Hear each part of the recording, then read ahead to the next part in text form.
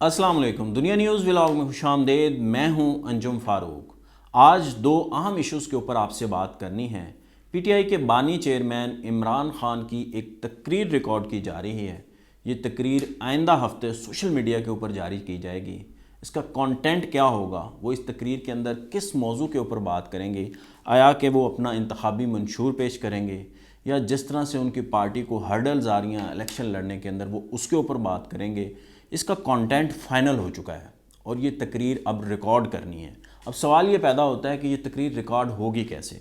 खान साहब तो जेल के अंदर हैं, वो ज़ाहिर है बाहर नहीं है, तो ये तकरीर कौन रिकॉर्ड करेगा, कैसे रिकॉर्ड करेगा, ये कैसे बाहर आएगी और सोशल मीडिया के ऊपर इसको कैसे अपलोड किया जाएगा, इस बारे आपको आगाह करना है। मगर उससे भी पहले सुप्रीम कोर्ट ने आज 62(1)(f) की जो तशरीह की है ना, उस केस का फैसला जारी किया और उसके अंदर अब कहा गया है कि सियासतदानों की नाअहली 5 साल के लिए होगी।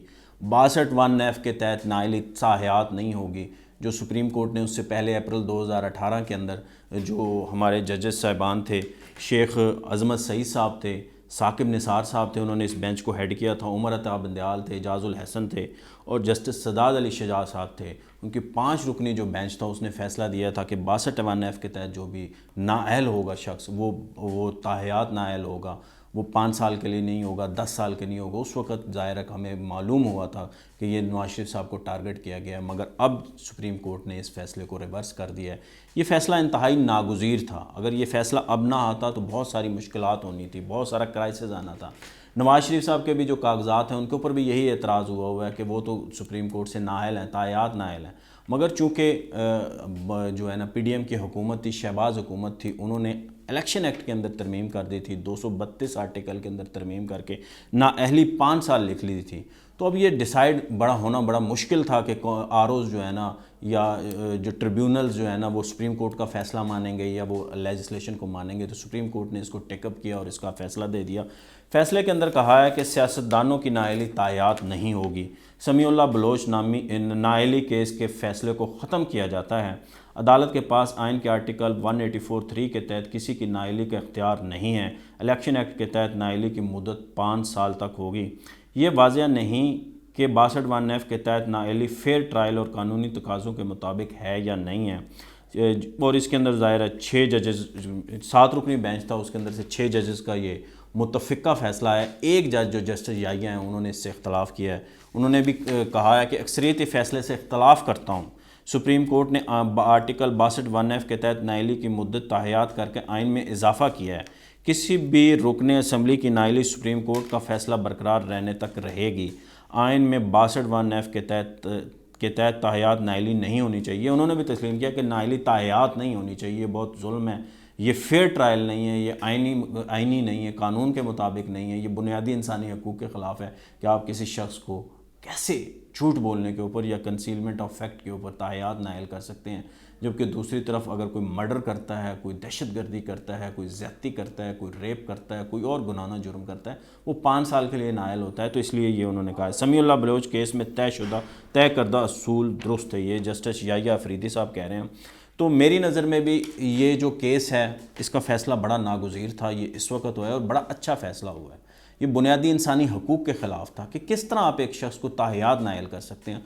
और ये जो 5 रुकनी बेंच था जिसने अप्रैल 2018 के अंदर ये फ़ैसला दिया, तो उसमें जो जस्टिस बंदयाल साहब थे उन्होंने फ़ैसला तहरीर किया था, मगर बाद अज़ां फैसल वावडा केस के अंदर उन्होंने कहा कि ताहयात नाअहली किसी भी शख्स के साथ, सियासतदान के साथ जुल्म है। और उन्होंने फैसल वावडा साहब क्योंकि 62(1)(f) के तहत नाअहल हुए थे तो उनको भी ज़ाहिर है उनकी नाअहली को 1 टर्म कर दिया, तो उन्होंने तो और ही उनको फेवर दे दिया। अब ये फैसल वावडा साहब ये इलेक्शन लड़ना चाहते तो वो लड़ सकते थे, मगर उन्होंने ज़ाहिर है कागज़ ही जमा नहीं कराए तो इसलिए वो नहीं लड़ रहे, मगर वो लड़ सकते थे। मगर ये इस तरह नहीं हो सकता कि आप किसी भी शख्स को ताहयात नाअहली कर दें। ये कैजुअलिटी ऑफ जस्टिस हुआ था।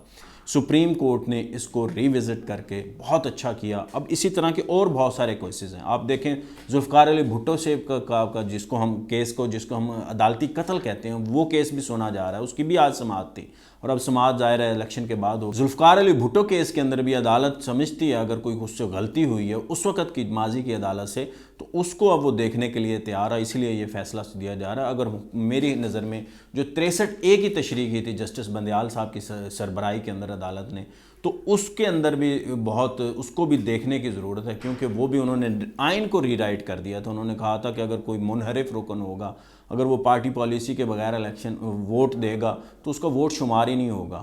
تو یہ ہو نہیں سکتا کہ ووٹ کس طرح شمار نہیں ہوگا؟ اگر ووٹ شمار نہیں ہوگا تو جو آئین کا تقاضا ہے کہ پرائم منسٹر کے خلاف عدم اعتماد آ سکتی ہے، تو پھر وہ عدم اعتماد آئے گی کیسے جب ووٹ ہی شمار نہیں ہوگا؟ تو اس لیے اس کو بھی دیکھنے کی ضرورت ہے۔ جو 63A کی تشریح ہے وہ آئینی ہے یا نہیں ہے، وہ بنیادی انسانی حقوق کے خلاف ہے یا نہیں ہے، وہ جو آئین فیئر ٹرائل کا حق دیتا ہے اس کے مطابق ہے یا نہیں ہے، وہ آئین کی منشا کے مطابق ہے یا نہیں ہے، اس کو دیکھنا بہت ضروری ہے۔ اگر عدالت اس کو نہیں دیکھے گی تو یہ بڑا زیادتی ہوگی۔ اب یہ جو فیصلہ ہے اس کے دو فائدے ہیں۔ ایک تو ظاہر ہے فائدہ سیدھا سیدھا ہے، نواز شریف صاحب کو فائدہ ہوگا، جہانگیر ترین صاحب کو فائدہ ہوگا، اور ان فیوچر جو ہے نا عمران خان صاحب کو بھی فائدہ ہوگا، کیونکہ وہ بھی آئین کے آرٹیکل 62 کے تحت ہی نائل ہوئے ہیں 3 سال کے لیے جو ان کو سزا ہوئی ہے، تو اس کے اندر بھی ظاہر ہے پھر نائلی جو ہے نا تاحیات بننی تھی، مگر اب بھی ان کو بھی فائدہ ہوا ہے کہ وہ بھی 5 سال کے لیے ظاہر ہے اس کا حصہ ہوں گے، کیونکہ کوئی بھی لیجسلیشن ہوتی ہے، کوئی بھی فیصلہ آتا ہے تو اس کا کسی ایک شخص کو فائدہ نہیں ہوتا، بعد میں آنے والوں کو بھی فائدہ ہوتا ہے، اور دیگر بہت سارے لوگ ہیں جو اس جو 62(1)F کی تلوار سے لٹکی ہوئی تھی ان کو بھی فائدہ ہوگا۔ دوسرا یہ ہے کہ سپریم کورٹ نے پارلیمنٹ کی بالادستی آج پھر مان لی ہے۔ پہلے جو پریکٹس اینڈ پروسیجر بل تھا اس کے اندر بھی یہی ہوا تھا، جسٹس بندیال صاحب نے اس کے اوپر سٹے دے دیا تھا، مگر جیسے ہی قاضی فائز عیسیٰ صاحب چیف جسٹس بنے، انہوں نے آتے ہی پہلا کیس وہ سنا، اور بالکل کیمروں کے سامنے سنا، پوری دنیا نے دیکھا، پورے پاکستان نے دیکھا، تو اس وقت بھی انہوں نے جو ہے نا پارلیمنٹ کی بالادستی کو مانا، انہوں نے کہا کہ سپریم کورٹ بالادست نہیں ہے، سپریم کورٹ بالادست ہے۔ آج بھی انہوں نے یہی بیز مانی ہے کہ سپریم کورٹ بالادست نہیں ہے، جو پارلیمنٹ ہے وہ بالادست ہے، وہ قانون سازی کرتی ہے، تو وہ اس کے لیے بڑا ضروری ہے کہ اس قانون سازی کو مانا جائے۔ عدالتی فیصلے اہمیت نہیں رکھتے، قانون سازی اہمیت رکھتی ہے۔ دوسرا مسئلہ جو ہے نا عمران خان صاحب کا ہے۔ عمران خان صاحب کی ایک تقریر ریکارڈ کی جا رہی ہے، اور اس تقریر کا کانٹینٹ فائنل ہو گیا ہے۔ وہ اس تقریر کے اندر آبویسلی اپنے جو حالات ہیں اس وقت، جو ان کو سمجھتے ہیں کہ اس وقت سیاسی جبر ان کے ساتھ کیا جا رہا ہے، لیول پلینگ فیلڈ نہیں دی جا رہی، اور ان کے لوگوں کے جس طرح جو ہے نا گرفتاریاں ہوئی ہیں، اور جس طرح سے ان کو اعتراضات لگے ہیں ان کے کاغذات نامزدگی پہ، بڑی بڑی لیڈرشپ جو ان کی تھی ان کے مسترد بھی ہوئے ہیں، اب تو بہت ساروں کو ٹریبیونلز میں جا کے اجازت بھی مل گیا، کچھ لوگ ہائی کورٹس میں بھی اب جا رہے ہیں، تو چیزیں کلیئر ہو جائیں گی۔ وہ اس کے اندر ظاہر ہے ان چیزوں کو جو ہے نا وہ کریں گے۔ اب سوال یہ پیدا ہوتا ہے یہ ریکارڈ کیسے کی جائے گی؟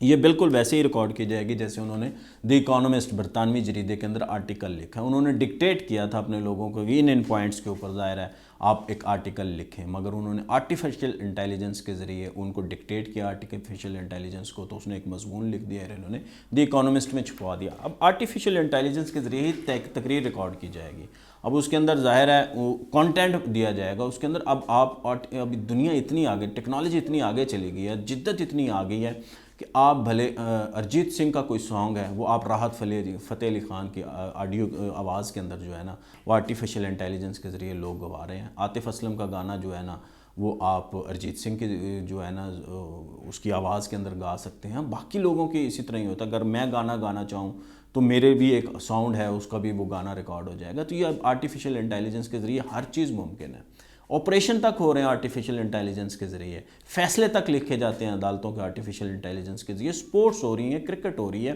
اور بہت بڑی جدت آ چکی ہے۔ تو اسی طرح ہی عمران خان صاحب کی آڈیو ایک ریکارڈ کی جائے گی، اور ان کو بتایا جائے گا کہ یہ عمران خان کی آڈیو کو سیمپل ہے، اس کے مطابق وہ آڈیو ریکارڈ ہو جائے گی، اور وہ ظاہر تقریر اسی ٹیمپو پہ ہوگی جس طرح عمران صاحب کرتے ہیں، اسی آواز میں ہوگی۔ لوگوں کو یہی لگے گا عمران خان صاحب یہ تقریر کر رہے ہیں، مگر وہ عمران خان صاحب تقریر نہیں کر رہے ہوں گے، وہ آرٹیفیشل انٹیلیجنس کے ذریعے ریکارڈ کی جائے گی۔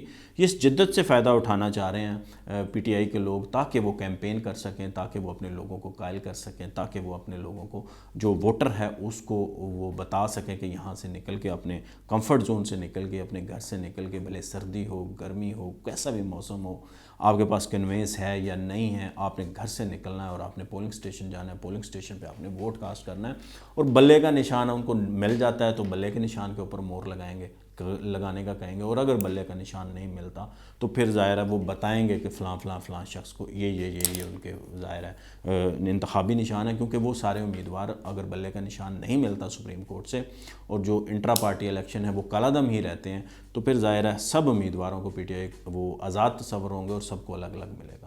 تو یہ کہ جو ہے نا ریکارڈ کیا جا رہا ہے ان کی تقریر کو، اور یہ عوام کے سامنے اگلے ہفتے آ جائے گا۔